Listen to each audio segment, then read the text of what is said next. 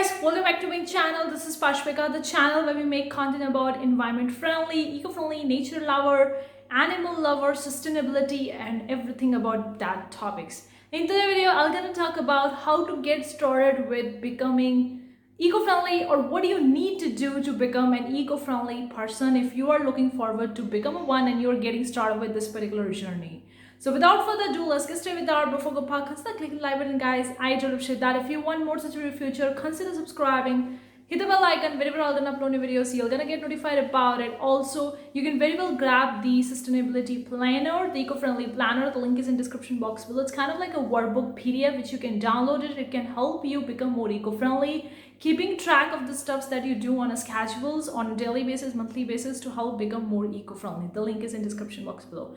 Without further ado, let's talk about how to get started with becoming an eco-friendly, or what do you need to do. So the topic of this video basically is what you need to do to become an eco-friendly person. If you are starting a one and thinking how I can become more eco-friendly, now there are so many ways in which you can approach this particular thing, but personally I'm gonna share about how I approach being more eco-friendly, because I am not completely an eco-friendly person, and I think it's not at all possible to be a completely eco-friendly person or a zero waste person, because we don't have those technologies right now in the present that can help us become a one, because there are so many things that we use on a daily basis on in our household, in our office, in our normal schedules that create some sort of a waste that is not really eco-friendly. Of course, we are trying to become more, but there are so many research and so many stuffs that needs to be developed or that needs to be undertaken for us to become 100% eco-friendly. But still, we can do a lot, okay?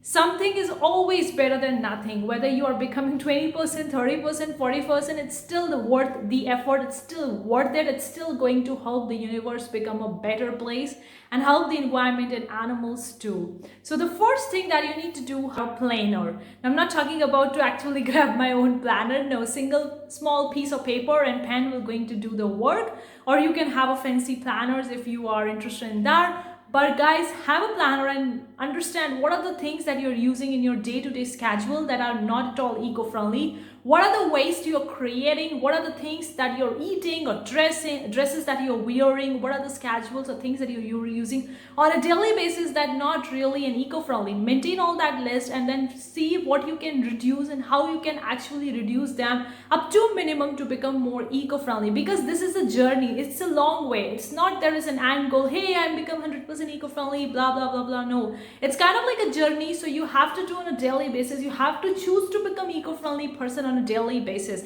So having a planner or getting started with how to become a one will really going to help you, because you are completely a newbie and a beginner. You don't know how to get started with that. So knowing what are the things that are creating waste which are not eco-friendly and that reducing them, minimizing them in your daily schedule will really going to help you. One with that, you best way you could do is to actually write a piece of paper in a planner, in a general, maintain that planner general, and then take a look at what's creating more waste and what is not eco-friendly and how you can actually reduce it. Okay, the second thing that you need to do is, once you have written down all the items that is making you more not eco-friendly and items that you could work upon. You don't need to take all the items all at once, because you can't do all the stuffs in just one day. It's so much of the work, right?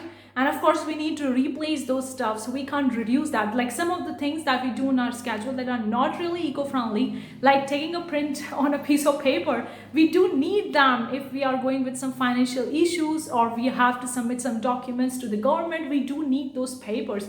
Of course, nowadays, right now, everything is more online, but somewhere they still need their physical paper, and that paper needs to be white and clean. It shouldn't be recycled paper, so it's very hard to replace everything. So just pick up a top 10 which you can start, and then what you have to do on a day one, do one, day two, do second, day three, third, 4 until 10. After 10 days, you're gonna see you have actually used 10 of the stuff that can help you become more eco-friendly, more sustainable, more zero waste. And then you can take a look at back of your journey and be grateful that you have done top 10 things that is helping you become more eco-friendly. With that being said, the third tip that I have for you is to understand or what you need to do is to understand that it will not going to happen overnight, okay? Because we are surrounded by a lot of the items that contains the stuffs that are not really eco-friendly. We are surrounded by a lot of the plastics. Even though we try to replace it with the metal, the silicone, or the glass, or the wood items,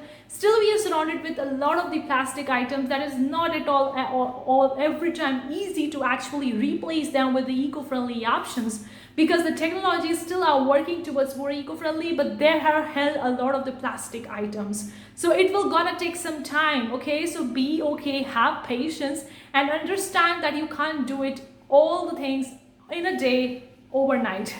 Personally, I'm an artist, so I was using the acrylic paints, and acrylic paints are not at all eco-friendly. They just contain some form of the plastics. Then I was using some clay, the polymer clay. So I started with replacing my art supplies with eco-friendly options, like going with the eco-friendly watercolors, eco-friendly acrylics, eco-friendly varnishes, then actually going with the natural clays instead of the polymer clays. So this is just a few examples, guys. You can start slowly and then pick up your race depending on your schedule, depending at your own pace. Fourth thing that you have to do is to join some community or some group, some local group, some online group, which is talking more about eco-friendly, because you need to have an inspiration or a motivation of some kind.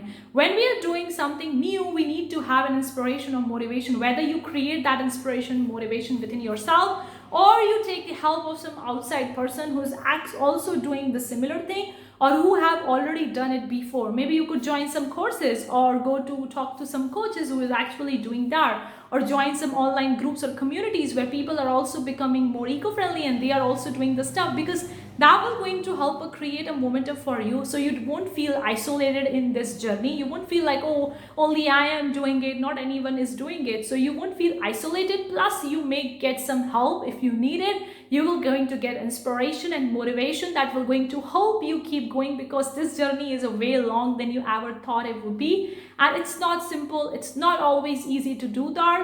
So that's why it's really important to have a supporting hand or supporting person in place to help you keep going when the things get tough. The thing that you need to do to become more eco-friendly, which I've been doing from few months, is to actually read the product description before buying. Or if you're looking forward to become a vegan, like I'm transitioning into vegan, read the food product description before actually eating or consuming them. So please read the description, please read what that product contains, how it actually being manufactured, what are the stuffs that have been included in preparing that particular product. It will really going to help you create more awareness among you, and you would be able to know, hey, this is not really eco-friendly, I'm gonna go with the eco-friendly, so there is a substitute, so go with that. So this is the way you're gonna help yourself to create a substitute, and also you will going to create an awareness and information for yourself that you would be able to know which of the products or which of the items doesn't really have eco-friendly substance, like they do create some sort of waste or the other.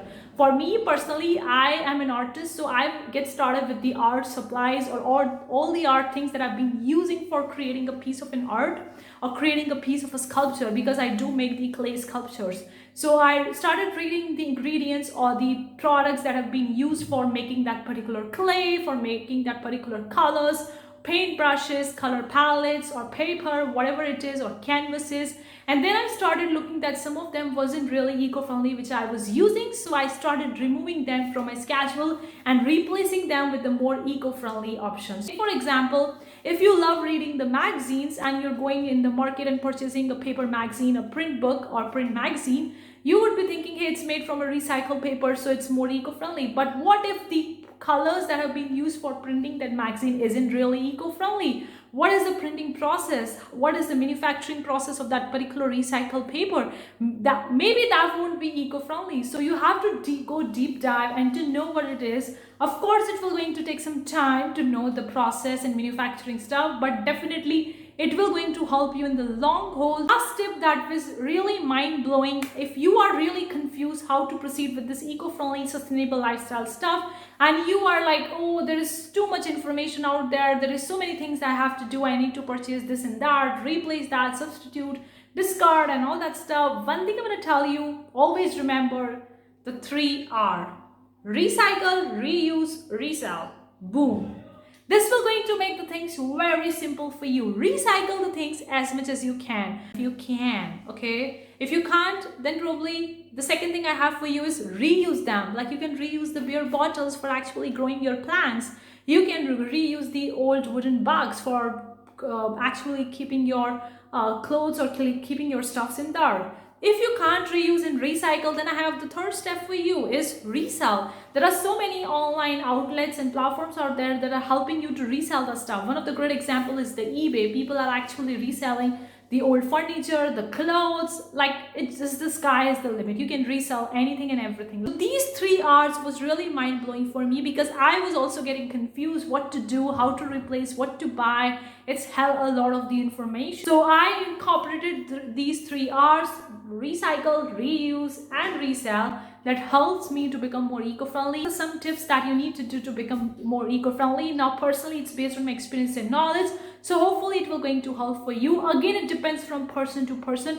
Every individual situation is unique, so does the experiences, so does our nature. So these tips may be applicable to you or may not be. Let me know in the comment section below what are the things that you're incorporating to become more eco-friendly, because it will going to help me as well and help all those people who will going to read your comments. Thank you so much for tuning in today's video. I'll get us in the next video. Till then, take care.